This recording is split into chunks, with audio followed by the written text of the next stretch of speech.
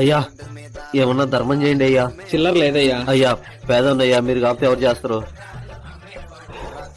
దా వచ్చి కూర్చో. నెలకి ఎంత సంపాదిస్తావు? 30,000 అయ్యా. అంతేనా? మంచి సీజన్ లో అయితే ఒక 50 సంపాదిస్తాయా. నా జీతం ఎంతో తెలుసా? నెలకి 20,000. దాంట్లో ఇంటి రెంట్ 8,000 పోద్ది. ఇంకాడికి ఎంత ఉన్నట్టు? 12,000 అయ్యా.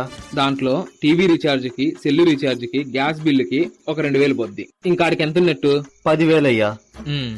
దాంట్లో తినడానికి, కరెంటు బిల్లుకి, ఇంటి ఖర్చులకి ఇవన్నీ ఒక 4,000 పోతాయి. 6,000 అయ్యా. ఒక 4,000 మైన ఈఎంఐలు కడతానా. ఇంకాడికి ఎంత ఉన్నట్టు? 2,000 అయ్యా. నేను ప్రతిరోజు బండ్లో ఆఫీస్కి పోవడానికి పెట్రోల్ ఖర్చు ఒక 2,000. ఇంకా నా దగ్గర ఎంత మిగులుతుంది? ఇంకేముంటది బొక్క. ఇప్పుడు చెప్పు, నువ్వు పేదోడివా నేను పేదోడినా? మీరే అయ్యా. మరి ఎంతో కొంత ఇస్తే నేను పోయి టిఫిన్ చేసొస్తా.